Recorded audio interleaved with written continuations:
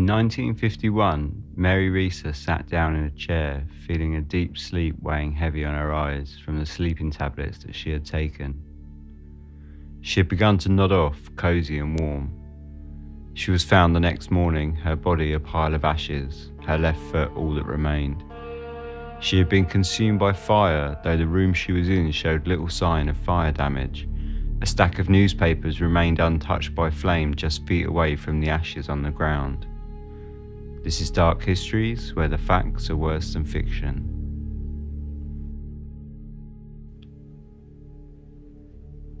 During the reign of the monarch Queen Bona Sforza in the 15th century, a Polish knight was enjoying an evening of frivolity.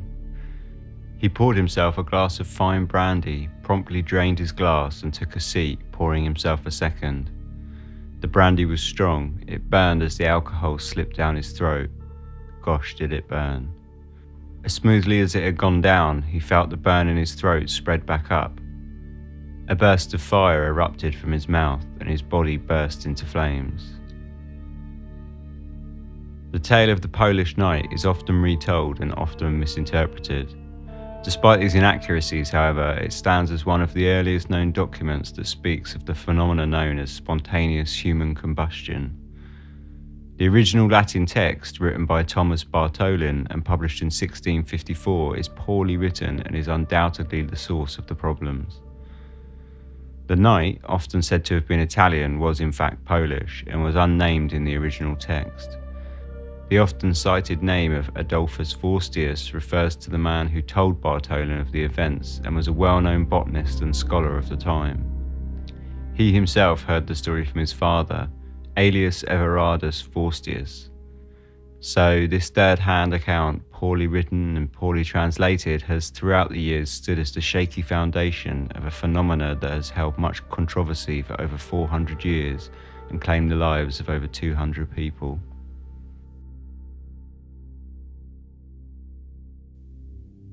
Spontaneous human combustion is still a murky and somewhat controversial subject, feared by some, casually explained away by others. The phenomena itself refers to a seemingly rare event whereby a human, without any apparent source of ignition, spontaneously ignites from within, in most cases killing the victim and often leaving behind nothing but a smouldering pile of ash. In early cases, there was a great deal of mystery upon the subject, not least because the thought of a human body suddenly bursting into flames is a perplexing event in itself, even by today's standards, but because the average layperson in the earliest days of reported incidents had little idea of how combustion worked in the first place. Early theories put forward to explain the phenomena ranged from undiscovered elements, as was the theory of Johann Becher and his student George Stahl in 1677, when they attempted to unshroud the mystery using a hypothetical element that would latterly be named phlogiston.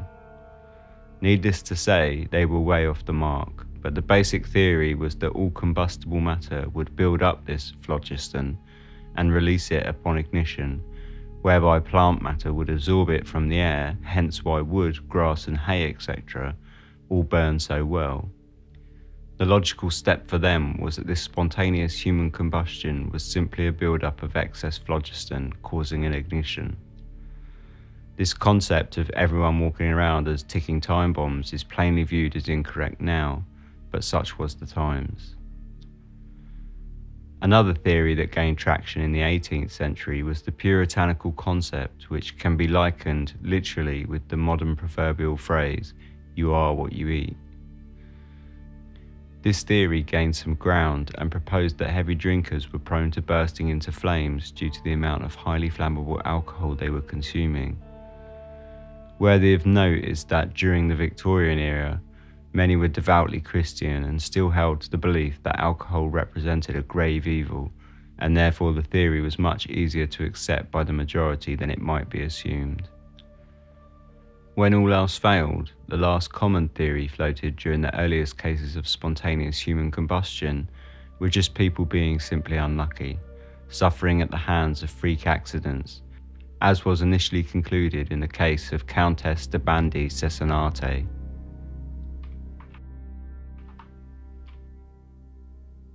The case of Countess Bandi is another historical case of spontaneous human combustion which occurred in 1731, this time in Verona, Italy, and this time documented to a far greater degree than that of the Polish Night. On the evening of April the 3rd, the Countess was observed by her maid as being of normal good health. However, after supper time, she had retired to her bed, complaining of feeling dull and heavy. After talking with the maid for several hours until she fell asleep, she was left alone in her room and nothing unremarkable happened for the rest of the night. In the morning, however, noting that her mistress had not risen at her usual hour, she took it upon herself to rouse her, fearing that perhaps she might be ill. Instead of any sickness, she found upon opening the curtains of the bedchamber that the Countess had suffered a much worse fate. The scene she found was described in reports as such. 4 feet distant from the bed there was a heap of ashes, 2 legs untouched from the foot to the knee with their stockings on. Between them was the lady's head, whose brains, half of the back part of the skull and the whole chin were burnt to ashes, among which was found 3 fingers, blackened. All the rest was ashes, which had this peculiar quality that they left in the hand when taken up, a stinking moisture. The air in the room was also observed cumbered with soot floating in it. A small oil lamp on the floor was covered with ashes, but no oil in it. 2 candlesticks on the table stood upright. The cotton was left in both, but the tallow was gone and vanished. Somewhat of moisture was about the feet of the candlesticks. The bed received no damage. The blankets and sheets were only raised on one side, as when a person rises up from it or goes in. Not known as a drinker, it was concluded that she had got up from the bed during the night and been struck by silent lightning that had crept through a crack in the window or down the fireplace, though this was later amended and her copious amounts of perfume was finally fingered as the culprit. Perhaps more interestingly was not the conclusion of what caused the fire, but what had not caused the fire. In Philosophical Transactions of the Royal Society of London, published in 1745, Mr. Paul Raleigh wrote of the case, "Such an effect was not produced by the light of the oil lamp or any of the candles, because common fire, even in a pile, does not consume a body to such a degree, and would have besides spread itself to the goods of the chamber, more combustible than a human body." Raleigh then goes on to theorise that flammable gases within the human body, along with alcohol, could combine to become a potent fuel that could either, with the aid of an outside source, as in the case of the silent lightning, or even without, could spontaneously combust, quickly incinerating the body in a flash. This theory tidily answered many of the questions, such as why the limbs of such cases were often left unburnt, and also why nearby flammable objects were left untouched. The fuel had simply burnt out with an intense and sharp burst of flame. In 1800, Pierre-Aimé Lair published what would become the definitive criteria for spontaneous human combustion to take place. The study was titled, "On the Combustion of the Human Body Produced by the Long and Immoderate Use of Spirituous Liquors." His 8 criteria were that all victims had made immoderate use of spirituous liquors, all were elderly or advanced in age, all were ignited by an outside source of fire, the extremities were left behind unburnt.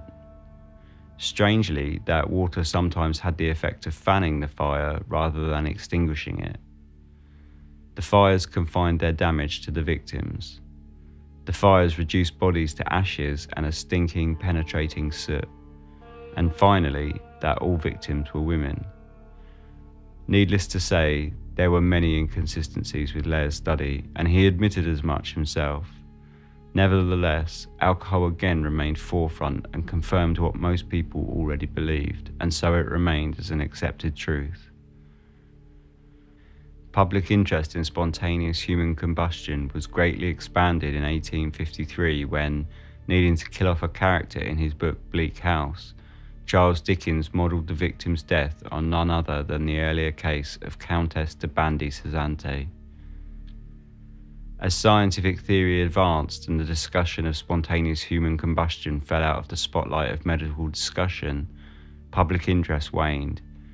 It wouldn't be until 1951 when a now infamous case burst into the headlines, baffling officials and the public alike, that of the case of Mary Reeser.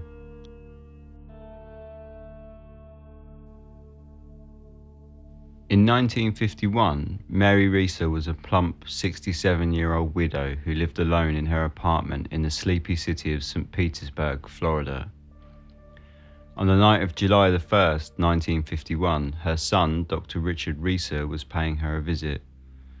She apparently suffered from mild depression and had difficulty sleeping, and as was becoming usual, she told him of how she had taken 2 sleeping pills and would later take 2 more if she still couldn't sleep.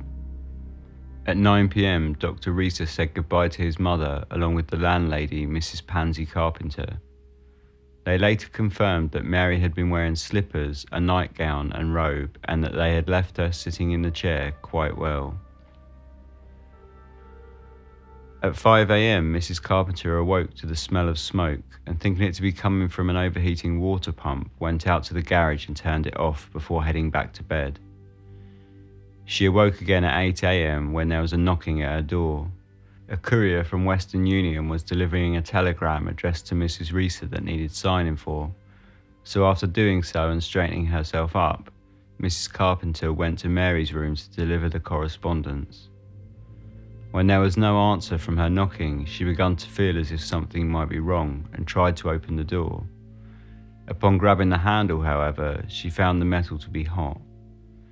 Slightly panicking by this point, she rushed back to her own apartment and called the police.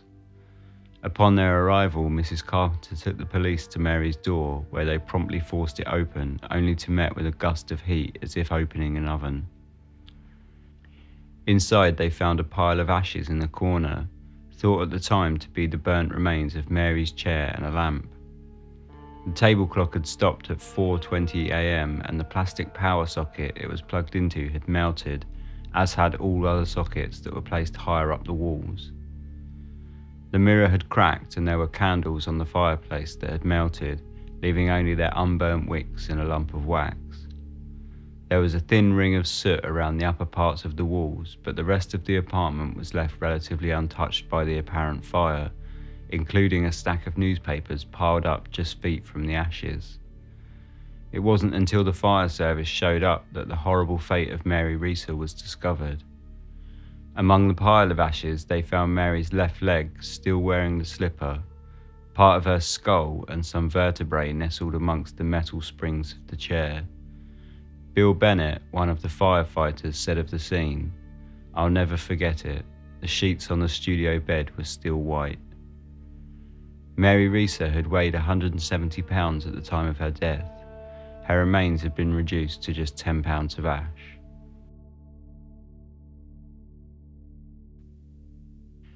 On July the 7th, the police chief of St. Petersburg enlisted the help of the FBI on the case.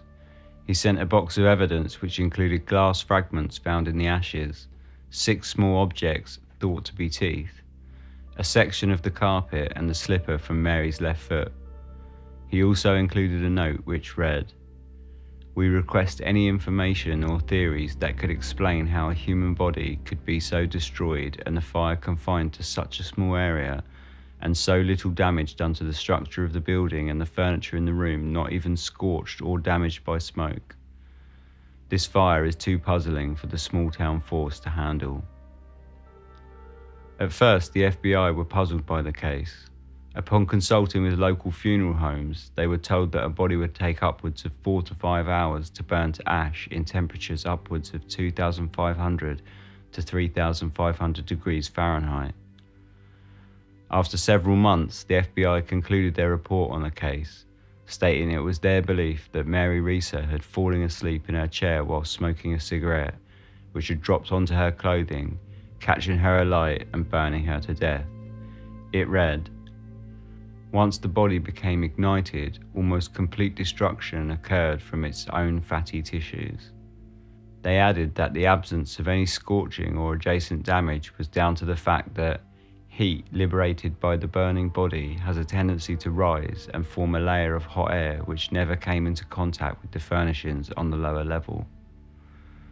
Once the body starts to burn, there is enough fat and other inflammable substances to permit varying amounts of destruction to take place. Sometimes this destruction by burning will proceed to a degree which results in almost complete combustion of the body. Professor of Physical Anthropology at the University of Pennsylvania, Dr. Wilton Krogman, happened to be visiting the area of St. Petersburg at the time of the case. Krogman had investigated over 30 cases of fire death as a consultant to the FBI, and so it was he became involved with the case of Mary Reeser. Although he never stated his opinion publicly at the time, he wrote in 1961, "Never have I seen a body so completely consumed by heat. This is contrary to normal experience, and I regard it as the most amazing thing I have ever seen.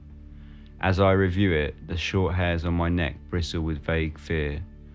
Were I living in the Middle Ages, I'd mutter something about black magic."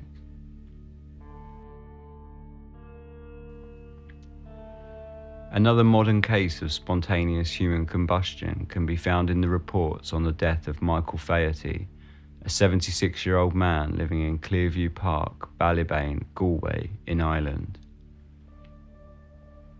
On the night of December the 22nd, 2010, at 3 a.m, Tom Mannion was awoken abruptly by his neighbour's fire alarm screaming into the night. He looked out of his window and noticed thick, acrid smoke billowing out from the house of Michael Faherty next door. He rushed over and began to bang on the door, shouting out to Tom, but received no response. He called the fire service, who sped to the scene and extinguished the flames.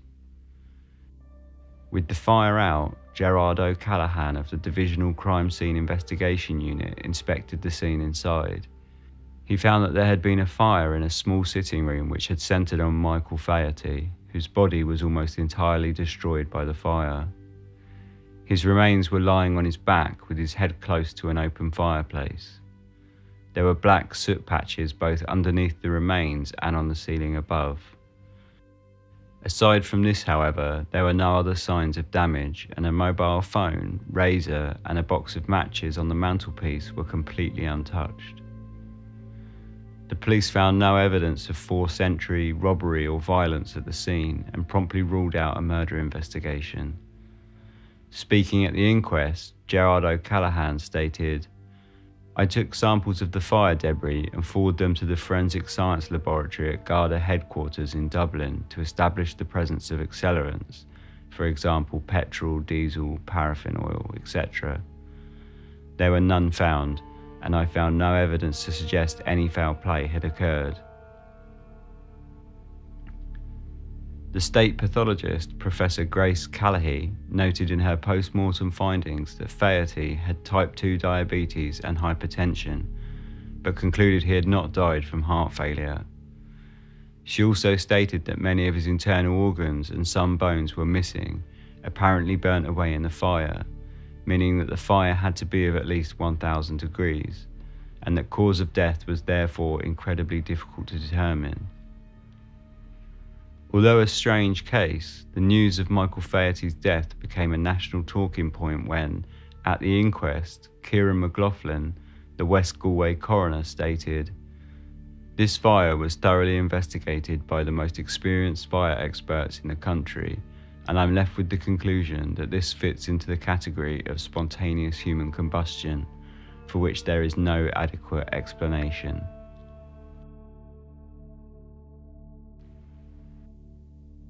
Time has moved on, and with it so has our understanding of biology, combustion, and chemistry. The earlier theories put forward by Paul Rowley et al. Are now largely balked at. In their place, however, sit no shortage of strange and bizarre suppositions. One early theory, which is still often repeated, is that of static electricity building up within the body. As is ball lightning, whilst moved on slightly from the crafty silent lightning considered in the case of the Countess, it is still a fringe theory concerning its involvement in spontaneous human combustion. There are many other theories ranging from paranormal phenomena such as connections with poltergeist activity to UFOs, as well as many that feel it's simply unexplained. On the skeptical side, it is often noted that victims are old, infirm, or suffer from a difficulty with mobility and are often found near a source of ignition, suggesting common accidental death. There is one theory, however, which remains as the commonly offered explanation for many, namely the wick effect.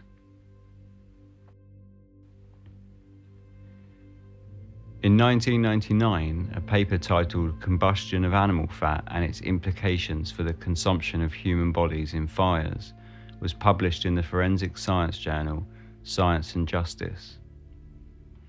It detailed the experiments carried out by John DeHaan and S.J. Campbell. The experiments burnt pigs wrapped in cotton and polyester shirts to simulate that of a human body. It laid the groundwork for what would become known widely as the wick effect, and a theory which has been used to officially explain all of the previous cases of spontaneous human combustion in this episode. The wick effect states that a human body, when met with a low flame, is kept alight by the melting of its own fats melting into the surrounding clothes, essentially turning a body into an inside-out candle. The fat acts as a source of fuel, and this prolonged burning state is what both destroys the body and contains the damage to either the body alone or its nearby surrounding area.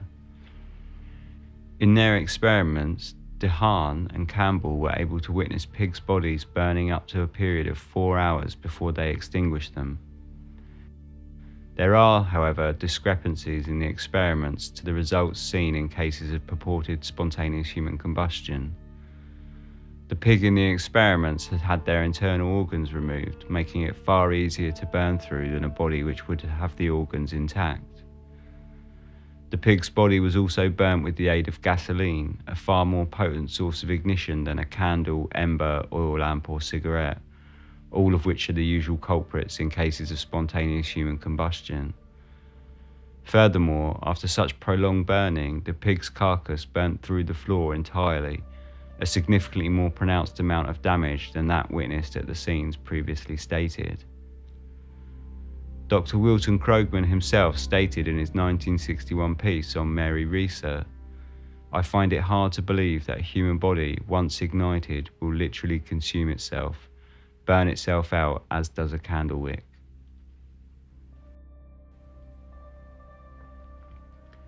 Spontaneous human combustion remains a controversial topic.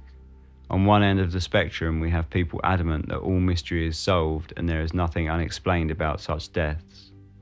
On the other end, we see just the opposite, but equally as adamant, that there are too many questions left unanswered and too much speculation passed off as evidence. In the middle, we can say that of true certainty is that these deaths have happened and at the very best can only be placed aside as unusual. Despite their grim details, fascination and speculation remains. Brian Dunning, author of many books related to scientific skepticism, suggests a new title for spontaneous human combustion, that of simply Unsolved Deaths by Fire. Thanks for listening. Please like, subscribe, and sleep tight.